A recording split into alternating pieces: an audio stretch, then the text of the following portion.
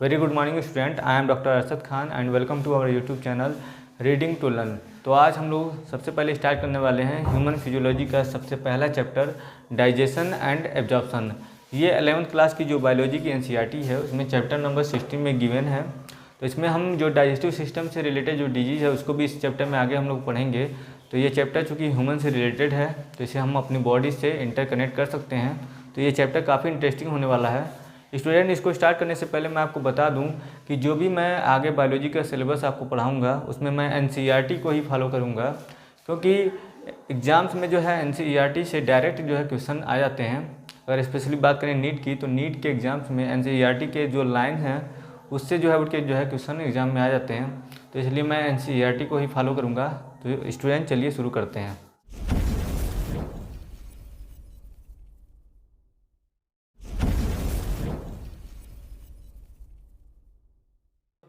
Student, ये तो आप सभी को पता ही होगा कि किसी भी लिविंग ऑर्गेनिज्म के सर्वाइवल के लिए या उसे ज़िंदा रहने के लिए जो सबसे बेसिक रिक्वायरमेंट है वो क्या है स्टूडेंट? फूड। सो हम कह सकते हैं food is one of the basic requirement of all living organism. यानी किसी भी लिविंग ऑर्गेनिज्म को अगर अपनी लाइफ को आगे कंटिन्यू करना है या अपनी लाइफ को आगे सस्टेन करना है तो उसे किसकी आवश्यकता होगी स्टूडेंट? फूड यानी भोजन की आवश्यकता होगी। क्योंकि डेली लाइफ में जो भी हम एक्टिविटी करते हैं like running, walking, locomotion, movement, absorption, reproduction और इवन ब्रीदिंग, जो हम सांस लेते हैं उसके लिए भी हमें एनर्जी की रिक्वायरमेंट होती है स्टूडेंट। और ये एनर्जी हमें कहाँ से मिलता है? ये एनर्जी हमें मिलता है फूड से। फूड से ही हमें ऑर्गेनिक मटेरियल भी मिलता है for growth and repair of tissue. यानी जो भी हमारी बॉडी में टिश्यू या सेल्स डैमेज हो जाते हैं उनके रिपेयर के लिए हम यहीं से हमें क्या मिलता है? ऑर्गेनिक मटेरियल भी मिलता है। तो यहाँ पे बहुत सारे स्टूडेंट के माइंड में ये क्वेश्चन अराइज होता है कि how is this energy taken from food. कैसे जो है फूड से हमें एनर्जी मिलती है and how is this energy utilisation occur in our body. कैसे हमारी बॉडी में जो है इस एनर्जी का यूटिलाइजेशन होता है हमारी बॉडी के सेल्स द्वारा। And do all foods give same amount of energy. क्या सारे फूड जो है similar amount of like carbohydrate, protein and fat जो है सिमिलर अमाउंट ऑफ एनर्जी हमें देते हैं? तो इन सारे क्वेश्चंस का आंसर जो है जैसे जैसे हम चैप्टर में आगे बढ़ेंगे तो आपको जो है इन सारे क्वेश्चन का आंसर आपको मिल जाएंगे। बात करें अगर हम फूड के डिफिनीसन की कि कैसे हम जो है फूड को डिफाइन कर सकते हैं, तो हम कह सकते हैं all the energy required for life process is obtained by the oxidation of some macromolecules like carbohydrate, protein and fats that is called food। उन्हें क्या कहेंगे स्टूडेंट? फूड कहेंगे। स्टूडेंट, बात करें अगर फूड की तो on the basis of requirement of food, food is divided into two component, one is major component and another is minor component. ऐसे फूड जो हमारी बॉडी को लार्ज क्वांटिटी में रिक्वायरमेंट होती है उन्हें मेजर कंपोनेंट में रखते हैं, जैसे कार्बोहाइड्रेट, प्रोटीन एंड फैट्स। और ऐसे फूड जिनको हमारी बॉडी को जो है स्मॉल क्वांटिटी में रिक्वायरमेंट होती है उन्हें माइनर कंपोनेंट में रखते हैं, जैसे विटामिन्स एंड मिनरल्स। तो इन सारे पॉइंट्स को स्टूडेंट एक एक करके जो है इंट्रोडक्शन में लिख लेते हैं।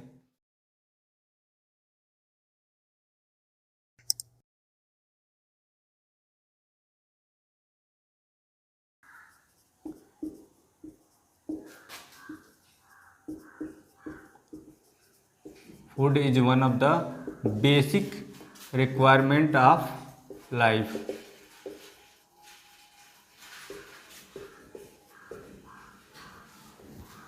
Food is one of the basic requirement of life. अगर बात करें हम इसके डिफिनेशन की तो हम कह सकते हैं all the energy required for life process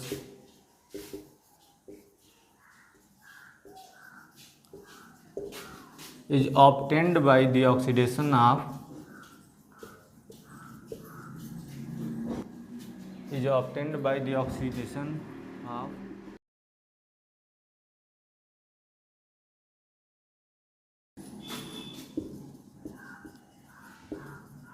some macromolecules that is called food।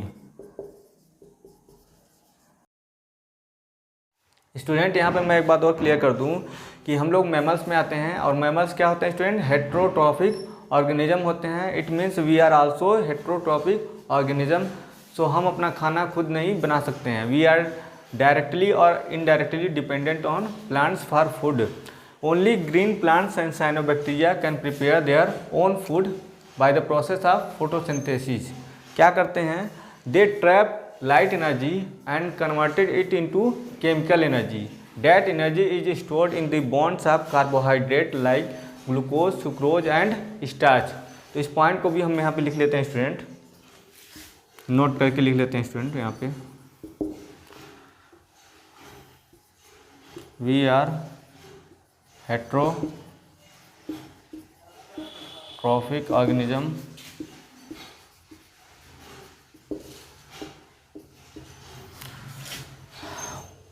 only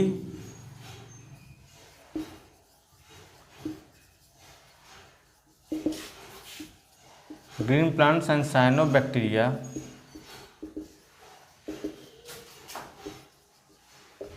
can prepare their own food.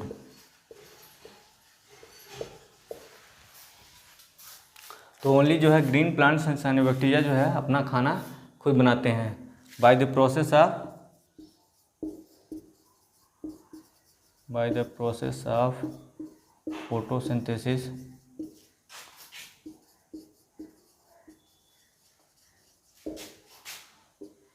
They trap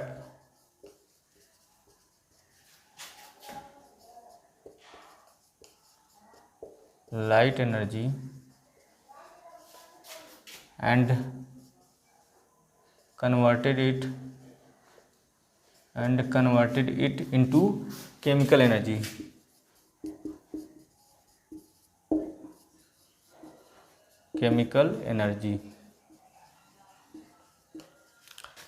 That energy is stored in the bonds of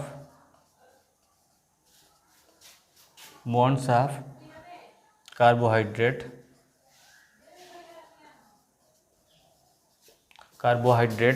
like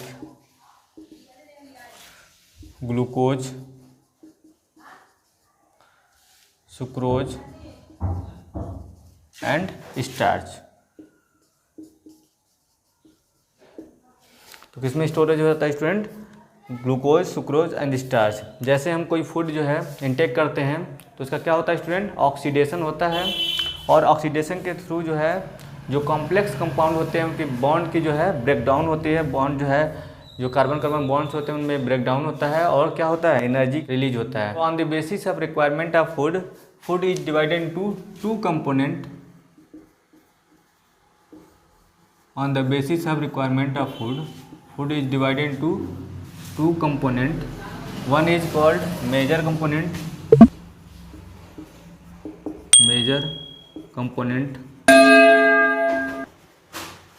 and another is called minor component। ऐसे food जो हमारी body को large quantity में requirement होती है उसे major में रखेंगे, मेजर कंपोनेंट में रखेंगे। इसे मैक्रो न्यूट्रिएंट भी कहते हैं, मैक्रो न्यूट्रिएंट भी कहा जाता है।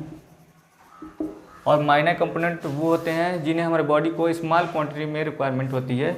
ऐसे फूड को किस में रखते हैं स्टूडेंट? माइनर कंपोनेंट में रखते हैं। इसे माइक्रो न्यूट्रिएंट भी कहा जाता है, माइक्रो न्यूट्रिएंट भी कहते हैं। इसमें जो है कौन आते हैं स्टूडेंट? विटामिन्स एंड मिनरल्स आते हैं। और मेजर कंपोनेंट में जो है कार्बोहाइड्रेट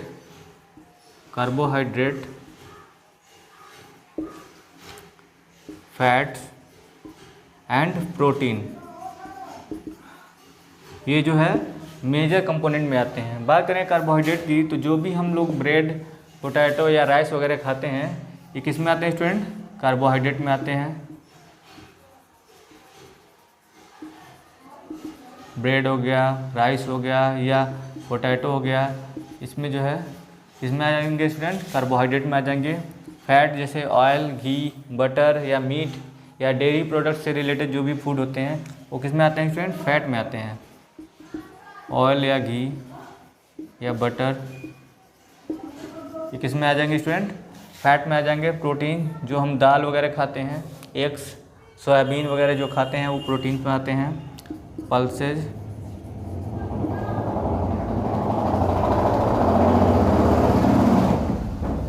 एग्स, ये किस में आ जाएंगे स्टूडेंट? प्रोटीन्स में आते हैं। बात करें अगर माइनर कंपोनेंट की, तो जो विटामिन हम लेते हैं वो माइनर कंपोनेंट में आते हैं। मिनरल्स जैसे आयरन, कैल्शियम, जो मिनरल्स हम लेते हैं ये जो है हमारी बॉडी को स्मॉल क्वांटिटी में रिक्वायरमेंट होती है इनकी।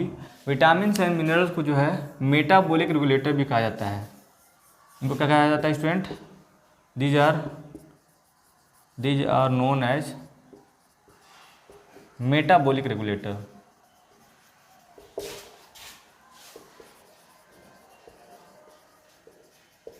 मेटाबॉलिक रेगुलेटर्स भी कहा जाता है क्योंकि ये क्या करते हैं? मेटाबॉलिज्म को कंट्रोल करते हैं। बिकॉज कंट्रोल मेटाबॉलिज्म को कंट्रोल करते हैं स्टूडेंट। अब यहाँ पे मेटाबॉलिज्म को हम समझ लेते हैं। मेटाबॉलिज्म क्या होता है? तो हम कह सकते हैं all the chemical reaction occur in our body is called metabolism. तो इसकी अगर डिफिनेशन की बात करें क्या हो जाएगा स्टूडेंट? All the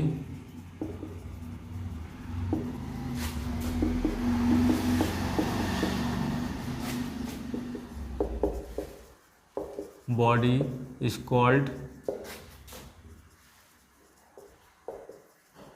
metabolism. हमारी बॉडी में दो टाइप के रिएक्शन होते हैं student. One is called anabolic reaction and another is called catabolic reaction. तो इन दोनों को मिला के हम क्या कहेंगे स्टूडेंट? मेटाबॉलिज्म। मेटाबॉलिज्म क्या हो जाएगा student?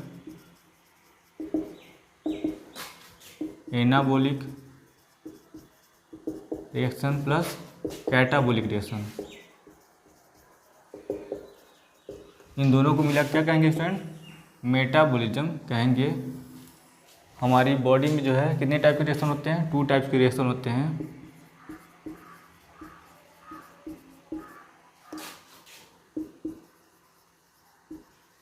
There are two types of reaction occur.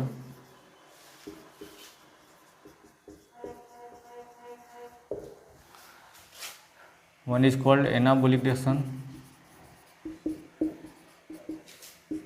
Anabolic reaction क्या होता है स्टूडेंट? इसको समझ लेते हैं।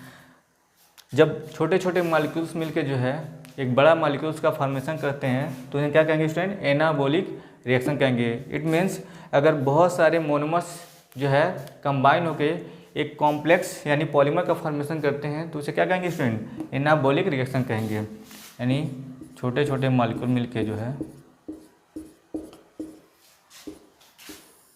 आफ्टर एडिशन क्या बनाते हैं स्टूडेंट? एक बिग मॉलिक्यूल यानी एक कॉम्प्लेक्स पॉलीमर बनाते हैं।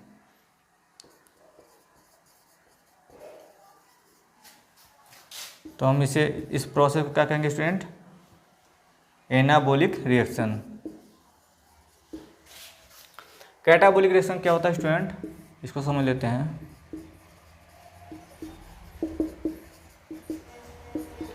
कैटाबॉलिक रिएक्शन इसका जस्ट रिवर्स होता है। जब एक कॉम्प्लेक्स कंपाउंड का जो है क्या होता है? ब्रेकडाउन होता है तो छोटे छोटे मोनोमर्स में ये ब्रेकडाउन हो जाता है यानी छोटे छोटे मॉलिक्यूल में ये टूट जाता है। इस प्रोसेस को क्या कहेंगे स्टूडेंट? कैटाबॉलिक प्रोसेस कहेंगे या कैटाबॉलिक रिएक्शन कहेंगे। यानी कॉम्प्लेक्स फूड कह लो या पॉलीमर कह लो। Polymer means long chain of carbon, यानी लंबी श्रृंखला का चेन बनाते हैं एक पॉलीमर। किसमें ब्रेकडाउन हो रहा है? मोनोमर में। तो इसे क्या कहेंगे स्टूडेंट? कैटाबॉलिक प्रोसेस या कैटाबॉलिक रिएक्शन। ठीक स्टूडेंट, डेली लाइफ में जो भी हम कुछ ब्रेकफास्ट से लेकर डिनर तक खाते हैं उसके साथ साथ हमें वाटर की भी रिक्वायरमेंट होती है क्योंकि वाटर जो है प्ले करता है very important role in metabolism. जो भी हमारी बॉडी में केमिकल रिएक्शन होते हैं उनको और अच्छे से चलाने के लिए वाटर की रिक्वायरमेंट होती है। तो इसको भी हम यहाँ पे लिख लेते हैं student. Water play a very important role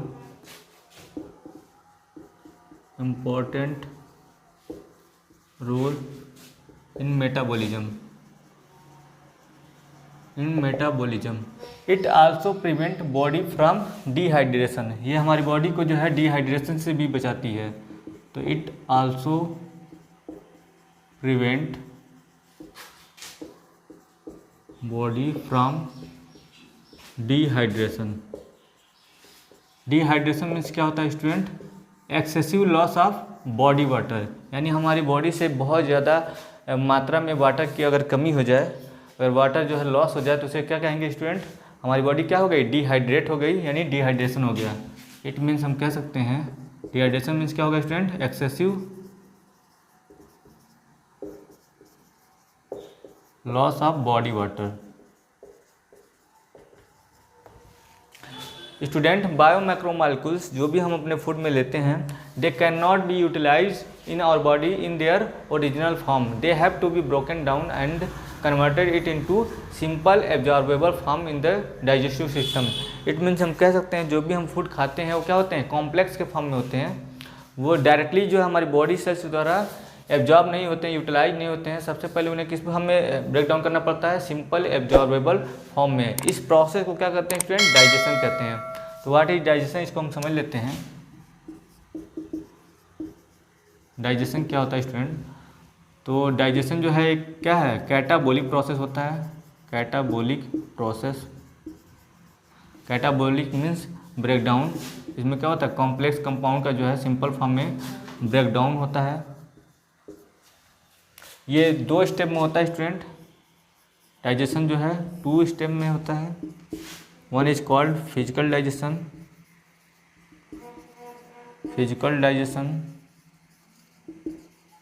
and another is called biochemical digestion.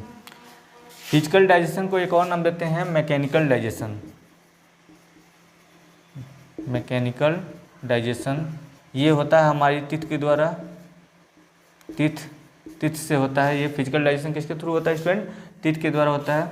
और बायोकेमिकल डाइजेशन जो है बाई एंजाइम्स के थ्रू अकर होता है, एंजाइम्स के द्वारा। स्टूडेंट, जब भी हम कोई खाना खाते हैं तो सबसे पहले जो है फिजिकल डाइजेशन होता है, यानी हमारे जो माउथ में टीथ है वो क्या करते हैं? फूड पार्टिकल को छोटे छोटे पार्ट में ब्रेक डाउन करते हैं। स्टूडेंट, यहाँ पे हम डाइजेशन को समझ लेते हैं। जो भी हम डेली लाइफ में फूड इंटेक करते हैं वो किस फॉर्म में होते हैं स्टूडेंट? कॉम्प्लेक्स के फॉर्म में होते हैं। हमारी बॉडी के सेल्स जो है उनको डायरेक्टली यूटिलाइज नहीं कर पाती है। सबसे पहले इनका क्या होता है? कन्वर्जन होता है इनटू सिंपल एब्जॉर्बेबल फॉर्म, यानी मोनोमर में इनका क्या होता है? ब्रेक डाउन होता है। और इन सिंपल एब्जॉर्बेबल फॉर्म को जो है हमारी बॉडी की सेल्स जो है इजीली जो है यूटिलाइज कर लेती हैं। इस प्रक्रिया को क्या कहेंगे स्टूडेंट? डाइजेशन कहेंगे। तो यहाँ पे जो मैंने स्ट्रक्चर बनाया है ये कोई स्ट्रक्चर नहीं है, सिंपल सा आपको समझने के लिए बनाया है। तो ये क्या है? फूड है। फूड जो होते हैं किस फॉर्म में होते हैं? कॉम्प्लेक्स फॉर्म में होते हैं, यानी पॉलीमर के फॉर्म में होते हैं। पॉलीमर मीन्स क्या होता है स्टूडेंट? लॉन्ग कार्बन चेन, यानी ये फूड है लंबी श्रृंखला के कार्बन से जुड़े हुए होते हैं। इनका क्या होता है स्टूडेंट? कन्वर्जन होता है इसमें सिंपल एब्जॉर्बेबल फॉर्म में,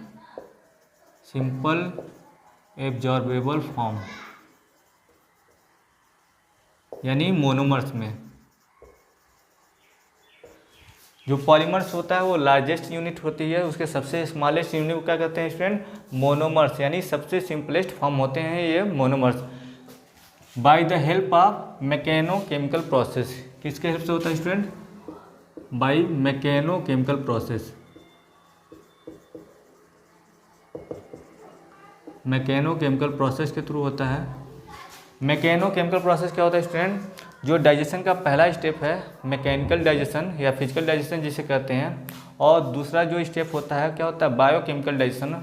उन दोनों को मिला कहेंगे हम मैकेनोकेमिकल डाइजेशन या मैकेनोकेमिकल process.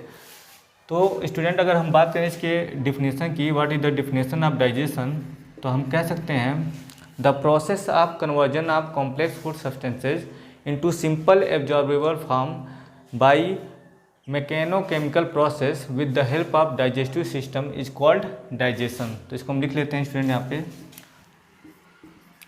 The process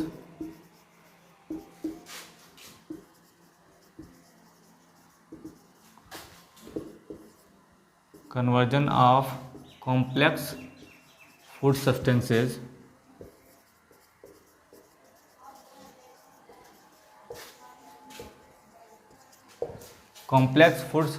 into simple absorbable form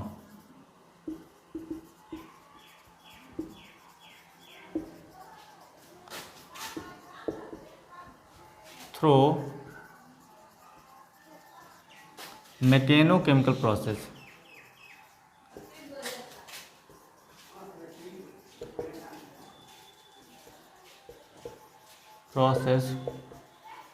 with the help of digestive system.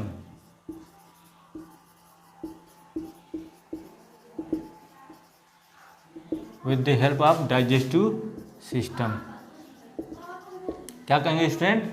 Digestion कहेंगे। स्टूडेंट बात करें यहाँ पे जितने भी डाइजेस्टिव एंजाइम होते हैं वो क्या क्या करते हैं? हाइड्रोलिसिस। हाइड्रोलिसिस मीन्स क्या होता है स्टूडेंट? ब्रेक डाउन, यानी बॉन्ड का क्या करते हैं? ब्रेक डाउन करते हैं। तो इसको भी हम यहाँ पे लिख लेते हैं, ऑल डाइजेस्टिव एंजाइम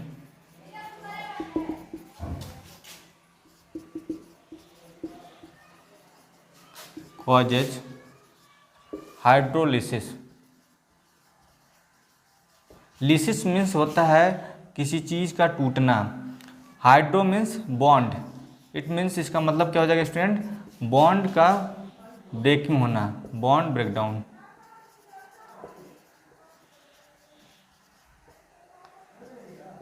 तो जितने भी डाइजेस्टिव एंजाइम्स होते हैं वो क्या होते हैं? हाइड्रोलिसिस करवाते हैं। तो हम कह सकते हैं all digestive enzyme are hydrolase in nature. जितने भी डाइजेस्टिव एंजाइम होंगे क्या होंगे? हाइड्रोलेज इन नेचर होंगे।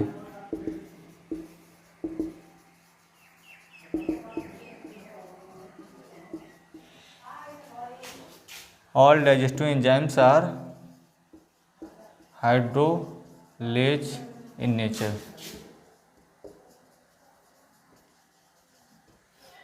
स्टूडेंट लगभग सारे एग्जाम्स में बहुत बार क्वेश्चन रिपीट होते हैं कि जो भी हम बायो मैक्रोमोलिक्यूल फूड में इंटेक करते हैं like carbohydrate, protein and fat, इसमें कौन कौन से बॉन्ड होते हैं और आफ्टर डाइजेशन जो है कौन कौन से मोनोमर्स बनते हैं। ये लगभग सारे एग्जाम्स में काफ़ी बार रिपीट होते हैं, क्वेश्चन बहुत बार पूछे जाते हैं। इसको हम एक चार्ट के थ्रू यहाँ पे समझ लेते हैं। तो लिख लेते हैं स्टूडेंट, बायो मैक्रोमोलिक्यूल कौन सा बॉन्ड होगा इसमें? बॉन्ड बिफोर डाइजेशन किस फॉर्म में होते हैं? बिफोर डाइजेशन यानी पॉलीमर के फॉर्म में होंगे ये, पॉलीमर। एंड आफ्टर डाइजेशन इनका किस फॉर्म में ब्रेकडाउन होता है? आफ्टर डाइजेशन इनका कन्वर्जन किस फॉर्म में होता है, यानी मोनोमर बनते हैं। कौन कौन से मोनोमर का फॉर्मेशन होगा, तो इसको हम समझ लेते हैं। स्टूडेंट यहाँ बायो मैक्रोमोलिक्यूल्स काफ़ी बार आ चुका है, इसको हम समझ लेते हैं, क्योंकि आप जब 11th क्लास की जो NCERT है उसमें चैप्टर नंबर 9 जब आप पढ़ेंगे बायोमोलिक्यूल्स, उसमें ये जो है बायो मैक्रोमोलिक्यूल्स डिटेल में है, उसको वहाँ पे आप समझ सकते हैं। वहाँ पे जब मैं बायोमोलिक्यूल्स में चैप्टर जब स्टार्ट करूँगा तो वहाँ पर भी मैं इस टॉपिक को पढ़ाऊँगा। यहाँ पे चूँकि ये टर्म बार बार आ रहा है, इसको मैं थोड़ा सा आपको हिंट दे रहा हूँ, थोड़ा समझा दे रहा हूँ कि क्या होता है बायो मैक्रोमोलिक्यूल्स। तो सबसे पहले बायो मैक्रोमोलिक्यूल्स को समझने से पहले हम बायोमोलिक्यूल्स को समझ लेते हैं कि व्हाट इज़ बायोमोलिक्यूल्स। बायोमोलिक्यूल्स क्या होता है? बायोमोलिक्यूल्स क्या होता है स्टूडेंट, इसको हम समझ लेते हैं। बायो मीन्स होता है लिविंग, बायो मीन्स होता है लिविंग, और मॉलिक्यूल्स मीन्स होता है कार्बन कंटेनिंग सब्सटेंसेस। ऐसे सब्सटेंस जिनमें कार्बन क्या हो, ज़्यादा मात्रा में हो, तो क्या कहेंगे स्टूडेंट? Carbon containing substances. तो अगर इसकी डिफिनेशन की बात करें तो carbon containing substances present in living cells या लिविंग इज कॉल्ड बायोमॉलिक्यूल्स। क्या कहेंगे स्टूडेंट? बायोमॉलिक्यूल्स कहेंगे। बायोमॉलिक्यूल्स जो है दो टाइप के होते हैं, एक होते हैं बायो माइक्रोमॉलिक्यूल और एक होते हैं बायो मैक्रोमॉलिक्यूल्स। बायो माइक्रोमॉलिक्यूल्स किन्हें कहते हैं? ऐसे बायोमॉलिक्यूल जिनका मॉलिक्यूलर वेट क्या हो, लेस देन 1000 डाल्टन हो, यानी मॉलिक्यूलर वेट क्या हो, molecular weight less than 1000 Dalton हो। अगर स्पेशली बात करें तो 18 से 800 डाल्टन के बीच में इनका मॉलिक्यूलर वेट होता है। 18 से 800 डाल्टन के बीच में इनका मॉलिक्यूलर वेट होता है। ये जो होते हैं सॉल्युबल पूल में पाए जाते हैं, सॉल्युबल पूल में पाए जाते हैं, present in soluble pool. For example की बात करें तो जितने भी मोनोमर्स होते हैं या नाइट्रोजन बेस हैं, ये किस में आएंगे? बायो माइक्रो मॉलिक्यूल्स में आएंगे। यानी ऑल मोनोमर्स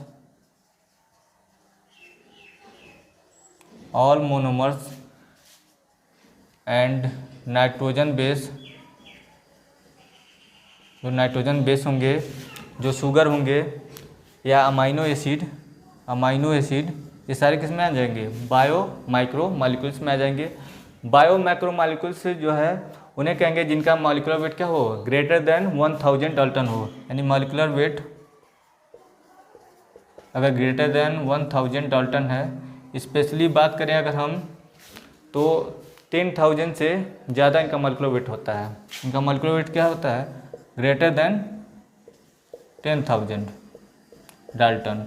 ये जो है प्रेजेंट होते हैं इनसॉल्युबल पूल में, इनसॉल्युबल पूल में प्रेजेंट होते हैं, इनसॉल्युबल पूल में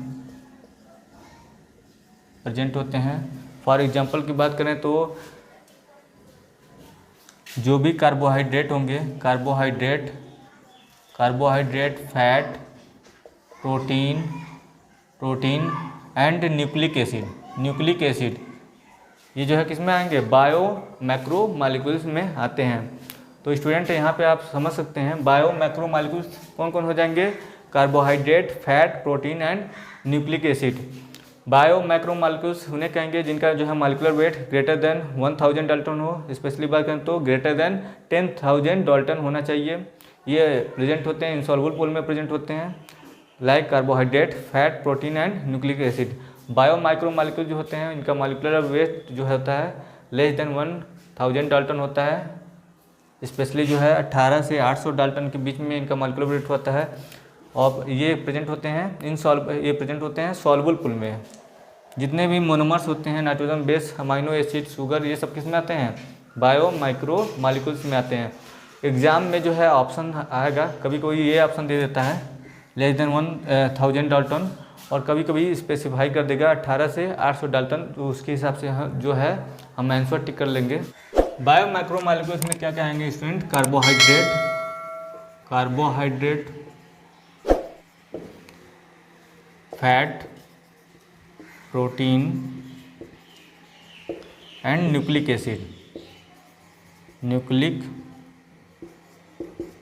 एसिड। इनमें कौन सा बॉन्ड होगा स्टूडेंट? कार्बोहाइड्रेट में होता है ग्लाइकोसिडिक बॉन्ड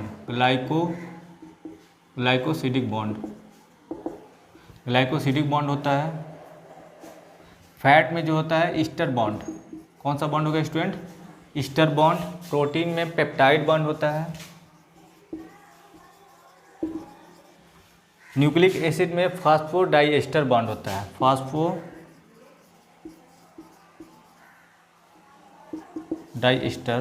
बॉन्ड होता है।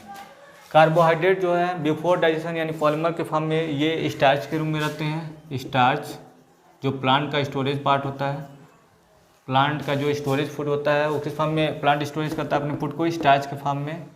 ग्लाइकोजन, एनिमल जो है अपना फूड जो है स्टोरेज करते हैं in the form of glycogen. Cellulose, ये बिफोर डाइजेशन जो है पॉलीमर के फॉर्म में प्रेजेंट होते हैं कार्बोहाइड्रेट। इस जो फैट हैं ये ऑयल या घी या बटर या मीट इन फॉर्म में होते हैं बिफोर डाइजेशन। प्रोटीन जो है, जो भी हम पल्सेस वगैरह खाते हैं, पल्सेस, दालें वगैरह या एग्स। अगर न्यूक्लिक एसिड की बात करें तो ये इन सेल्स में होते हैं। किस में होते हैं स्टूडेंट? सेल्स में होते हैं। कार्बोहाइड्रेट का जो डाइजेशन होता है वो किस फॉर्म में होता है स्टूडेंट? मोनोमर के फॉर्म में डाइजेशन होता है, यानी ग्लूकोज के फॉर्म में, गैलेक्टोज,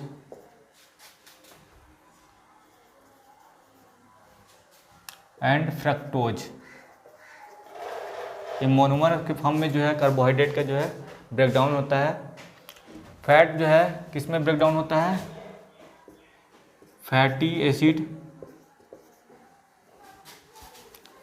कह सकते हैं glycerol and fatty acid. Protein जो है ब्रेकडाउन होता है इन अमाइनो एसिड। इसमें अमाइनो एसिड में ब्रेकडाउन होता है। न्यूक्लिक एसिड का ब्रेकडाउन होता है शुगर में प्लस नाइट्रोजन बेस में जो है इनका जो है ब्रेकडाउन होता है। तो ये जो है इस चार्ट से जो है बहुत सारे क्वेश्चन बार बार एग्जाम में आप पूछे जाते हैं। किस बायोमैक्रोमॉलिक्यूल्स में कौन कौन से बॉन्ड होते हैं और किस में जो है ब्रेकडाउन होता है। स्पेशली बात करें तो फैट जो है ब्रेकडाउन होता है ग्लिसरॉल प्लस फैटी एसिड में। ये बहुत बार क्वेश्चन आता है एग्जाम में। सारे के सारे जो है ये क्वेश्चन आते हैं एग्जाम में। बहुत ही इम्पोर्टेंट चार्ट है ये। तो अगर हम बात करें मोस्ट जो है डाइवर्सिफाइड एंड कॉम्प्लेक्स फूड की, मोस्ट डाइवर्सिफाइड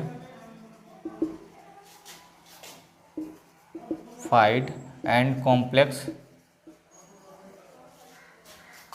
फूड, तो कौन सा होता है स्टूडेंट? प्रोटीन जो है मोस्ट जो है कॉम्प्लेक्स एंड डाइवर्सिफाइड फूड होता है। अगर बात करें complex with respect to digestion, complex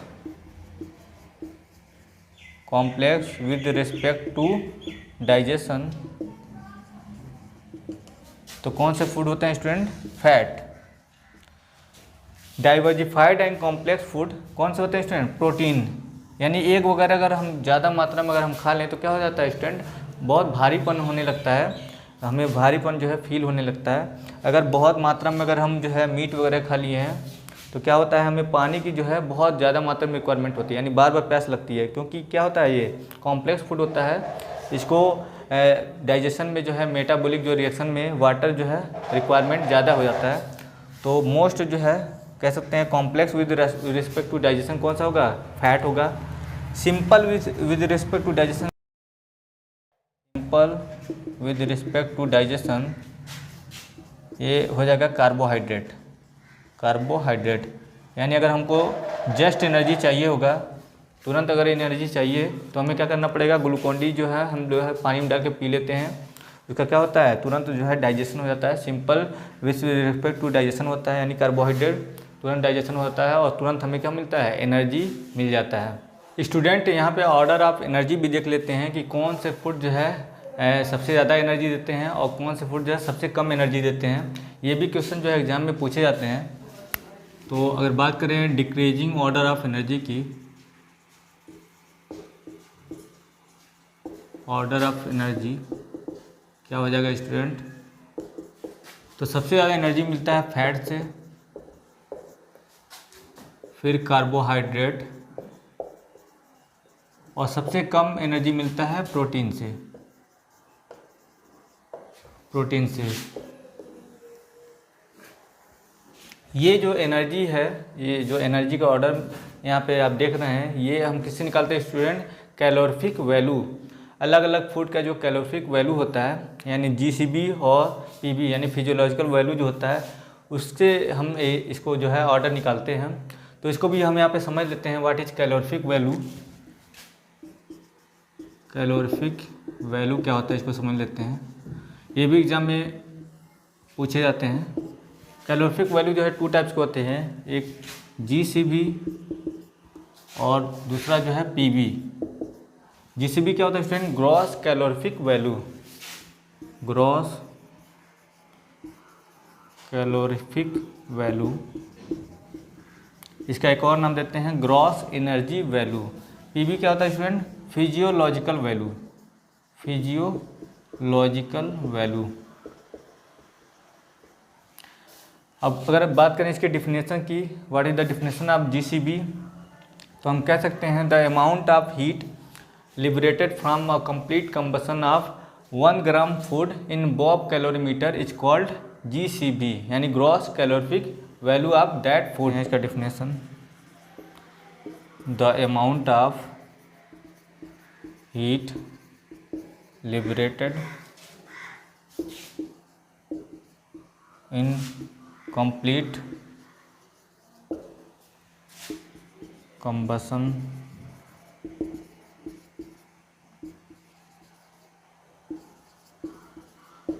in Bob calorimeter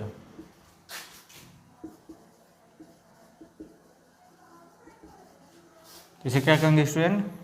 is called its GCB, gross calorific value. Bob calorimeter क्या होता है स्टूडेंट? एक मेटल चैम्बर होता है जो जिसमें ऑक्सीजन फिल्ड होता है, जिसे हम कह सकते हैं अ क्लोज्ड मेटल चैम्बर,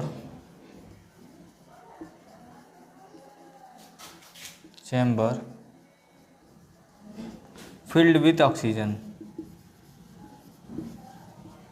क्या होगा स्टूडेंट? इसमें ऑक्सीजन जो है फिल्ड होता है, इसे कहेंगे बॉब कैलोरीमीटर। फिजियोलॉजिकल वैल्यू ये क्या होता है स्टूडेंट? अगर इसकी डिफिनेशन की बात करें तो the amount of energy release in human body by the complete combustion of 1 gram of food is called its physiological value. इसे हम देखेंगे आर्टिफिशियली इन लेबोरेटरी में देखते हैं स्टूडेंट जीसीबी को, और पीवी को हम देखेंगे ह्यूमन बॉडी। जो भी हम लोग फूड इंटेक करते हैं, जो भी हम कंबसन के बाद जो एनर्जी लिबरेट होता है, उसे हम क्या कहेंगे? पीवी कहेंगे। ये दोनों जो है हम देखते हैं किलो कैलोरी पर ग्राम, किलो कैलोरी पर ग्राम में देखते हैं। अगर इसकी डिफिनेशन की बात करें तो क्या हो जाएगा student? The amount of energy released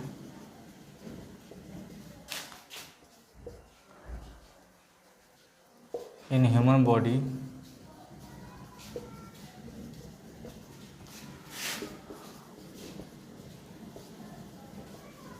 complete combustion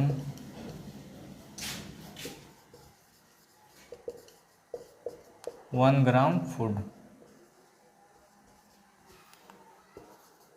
is called its PV यानी फिजियोलॉजिकल वैल्यू।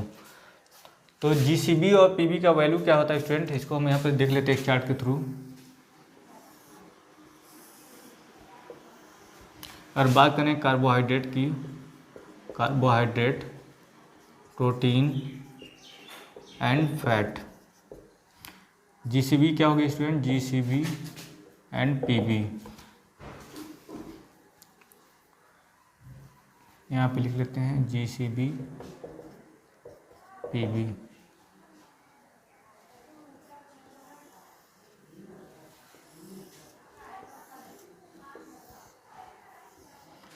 कार्बोहाइड्रेट के लिए जो जीसीबी होता है वो होता है 4.1 किलो कैलोरी पर ग्राम। किस में होगा स्टूडेंट? किलो कैलोरी पर ग्राम में होगा। ये भी किलो कैलोरी पर ग्राम में 4.1 किलो कैलोरी पर ग्राम होता है। प्रोटीन जो होता है ये होता है 5.65 किलो कैलोरी पर ग्राम।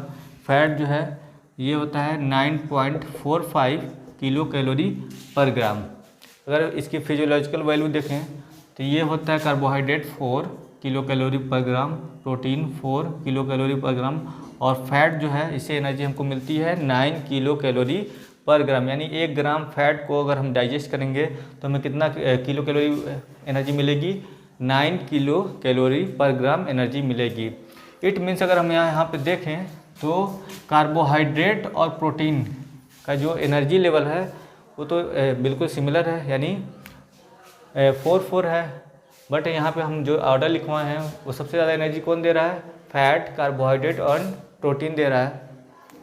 तो स्टूडेंट क्या होता है कि अभी इससे पहले मैंने आपको बताया था कि प्रोटीन क्या है? कॉम्प्लेक्स एंड डाइवर्सिफाइड फूड होता है। इसका जो डाइजेशन जो है काफ़ी मतलब दिक्कत से होता है, काफ़ी जो है देर में होता है। इसके डाइजेशन में भी एनर्जी का खर्च होता है। और कार्बोहाइड्रेट क्या होता है, इजी होता है विद रिस्पेक्ट टू डाइजेशन, इसे हम इजीली डाइजेस्ट कर लेते हैं और एनर्जी जो है काफ़ी आसानी से मिल जाता है। तो इस वजह से हम कह सकते हैं क्योंकि इसका जो डाइजेशन है काफ़ी धीमा है और इसके डाइजेशन में एनर्जी का जो है खर्च होता है, तो इस वजह से जो है हम कह सकते हैं कार्बोहाइड्रेट जो है हमें ज़्यादा एनर्जी देता है as compare to protein. But अगर क्वेश्चन में इस तरह का ऑर्डर अगर आए फिजियोलॉजिकल वैल्यू पूछ के कि मतलब कौन किसका किसका जो है ऑर्डर क्या होगा एनर्जी का फिजियोलॉजिकल वैल्यू में पूछे, तो क्या हो जाएगा, कार्बोहाइड्रेट और प्रोटीन का सिमिलर हो जाएगा और फैट का जो है इन दोनों का डबल होता है, डबल से भी ज़्यादा होता है। एक क्वेश्चन और भी आता है यहाँ पे, order of energy utilization in starvation. Starvation जो होता है जब अगर कोई पर्सन जो है भूख हड़ताल पे होता है तो उनमें जो है एनर्जी का यूटिलाइजेशन कैसे होता है, तो इसको भी यहाँ पे देख लेते हैं। ऑर्डर ऑफ फूड यूटिलाइजेशन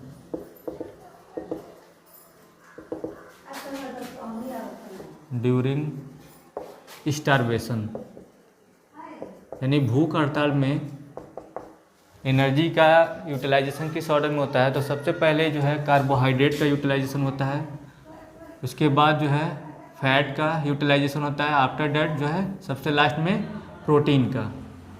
तो ये भी ऑर्डर आपको याद रखना है।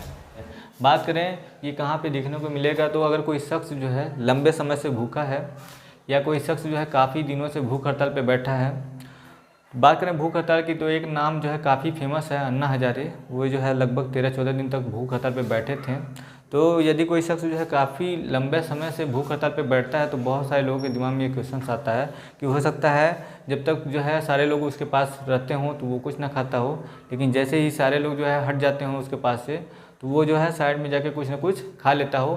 तो ऐसा नहीं होता स्टूडेंट, आप जो है गवर्नमेंट को इतनी आसानी से बेवकूफ़ नहीं बना सकते हैं। क्या होता है स्टूडेंट, जब कोई शख्स भूख हड़ताल पे बैठता है तो डॉक्टर जो है उसके यूरिन सैंपल का जो है बराबर चेकअप करते रहते हैं। अगर उसके यूरिन सैंपल में कीटोन बॉडी डॉक्टर को दिख जाती है तो डॉक्टर जो है गवर्नमेंट को अलर्ट कर देते हैं कि ये शख्स जो है, इस शख्स के अंदर जितने भी कार्बोहाइड्रेट स्टोरेज फॉर्म में थे वो सारा यूटिलाइज हो चुका है, अब इसका जो है फैट का यूटिलाइजेशन स्टार्ट हो गया है। यदि ये शख्स जो है और समय तक जो है भूख हड़ताल पर बैठता है तो ये सीवियर हो सकता है और इसकी जान भी जा सकती है। क्या होता है स्टूडेंट, जब कोई शख्स जो है लंबे समय तक भूखा रहता है तो उसका कार्बोहाइड्रेट जो भी स्टोरेज फार्म में ग्लाइकोजन के फार्म में स्टोरेज होता है सारा यूटिलाइज हो जाता है और फैट का जो है आफ्टर कार्बोहाइड्रेट फैट का यूटिलाइजेशन स्टार्ट हो जाता है। फैट के ऑक्सीडेशन से जो है कीटोन बॉडी का फॉर्मेशन होता है, बॉडी में जो है कीटोन बॉडी का फॉर्मेशन होता है। ये कीटोन बॉडी जो है ब्लड में फॉर्म होता है और किडनी द्वारा फिल्टर होकर यूरिन के थ्रू पास आउट हो जाता है, यानी यूरिन के सैंपल में हमें क्या मिलेगा, कीटोन बॉडी मिलेगा। ये तभी कीटोन बॉडी बनता है, ये कीटोन बॉडी तभी बनता है जब कोई शख्स जो है काफ़ी लंबे समय से भूखा हो, यानी उसका कार्बोहाइड्रेट जितना भी स्टोरेज कार्बोहाइड्रेट था वो सारा यूटिलाइज हो गया हो। इस प्रोसेस को क्या कहेंगे स्टूडेंट, कीटोसिस। ये भी एग्जाम में काफ़ी बार क्वेश्चन आता है, व्हाट इज़ कीटोसिस। कीटोसिस क्या होता है, तो अगर कोई शख्स जो है लंबे समय से भूखा है तो उसका फैट का जो है ऑक्सीडेशन स्टार्ट हो जाता है और फैट के ऑक्सीडेशन से क्या बनता है, कीटोन बॉडी बनता है और इस जो है प्रोसेस क्या कहेंगे स्टूडेंट, कीटोसिस कहेंगे। तो स्टूडेंट इस टॉपिक को यहीं तक रखते हैं क्योंकि वीडियो जो है काफ़ी लंबी हो जाएगी। तो किसी भी स्टूडेंट को अगर इस टॉपिक से रिलेटेड कोई भी डाउट हो तो आप कमेंट बॉक्स में कमेंट कर सकते हैं, मैं आपको वहाँ पर रिप्लाई कर दूँगा। यदि आपको इसका सेकेंड पार्ट चाहिए तो भी आप जो है कमेंट बॉक्स में कमेंट कर सकते हैं। यदि कोई स्टूडेंट इस चैनल पर पहली बार आया है तो आप जो है इस चैनल को सब्सक्राइब कर लें।